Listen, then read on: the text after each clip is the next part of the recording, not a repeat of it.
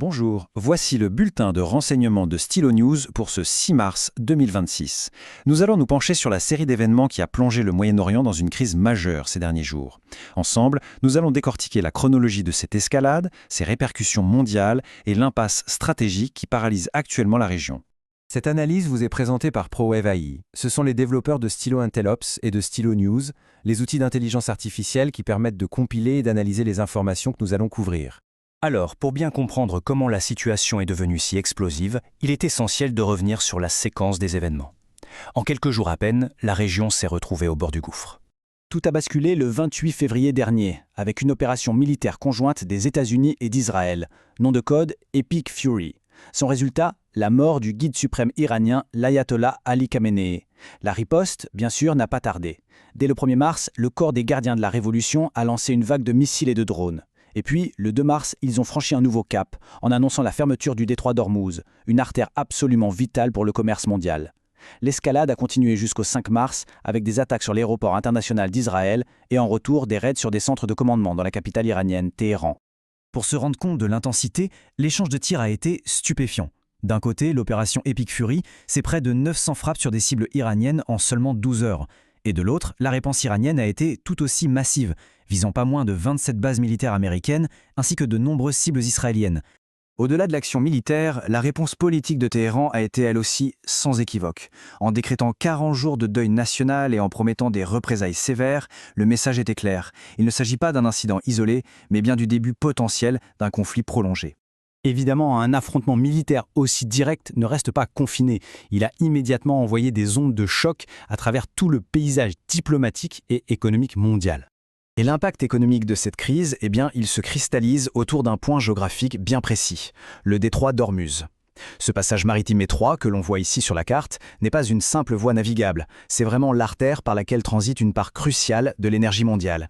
Le chiffre est parlant, plus de 20%. C'est la part du pétrole mondial qui passe chaque jour par ce détroit.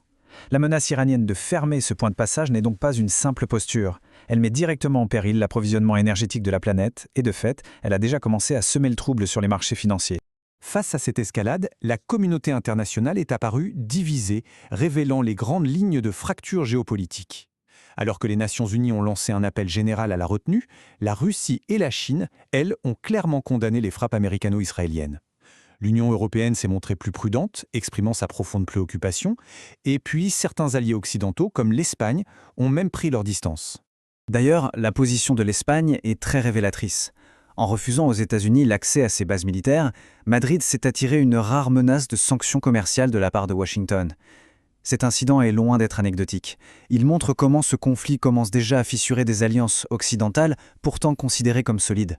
Ce matin, la situation reste donc une impasse. Une impasse tendue, instable, avec toute la région en état d'alerte maximale. Il suffit de regarder les objectifs déclarés par les belligérants pour comprendre à quel point leur position semble irréconciliable. Les États-Unis parlent ouvertement d'un objectif de changement de régime. L'Iran promet une réponse féroce et décisive. Et Israël, de son côté, cherche à neutraliser toute menace à sa sécurité. Ces objectifs divergents laissent, on le voit, très peu de marge de manœuvre pour la désescalade. Face à la menace sur le détroit, Washington a réagi très concrètement pour tenter de rassurer les marchés. L'administration Trump envisage des escortes navales pour les navires commerciaux et a même autorisé une assurance risque. C'est une mesure forte pour tenter de garantir la continuité du transport maritime. Et en opposition directe, Téhéran a réaffirmé son contrôle total sur le détroit. Cette déclaration n'est pas seulement une posture militaire, c'est un message politique très clair, signifiant que l'Iran se prépare à une confrontation qui pourrait durer. Toute cette situation met donc directement en péril un principe fondamental du droit maritime international, la liberté de navigation. Les implications pour le commerce et la sécurité à l'échelle mondiale sont potentiellement très graves. La question qui se pose, bien sûr, c'est « et maintenant ?» Avec des objectifs aussi opposés et des forces militaires en alerte, la région est sur le fil du rasoir. La désescalade paraît lointaine et les jours à venir seront sans aucun doute cruciaux pour savoir si cette impasse volatile se transforme en conflit ouvert. Ce résumé ne fait qu'effleurer la surface d'une situation extrêmement complexe. Pour une analyse plus poussée des implications stratégiques et des différents scénarios possibles, nous vous invitons à écouter notre bulletin complet. L'analyse complète du renseignement de Stylo News est disponible sur votre plateforme d'écoute favorite. Vous pouvez aussi suivre le lien qui accompagne ces présentations. Merci de votre attention.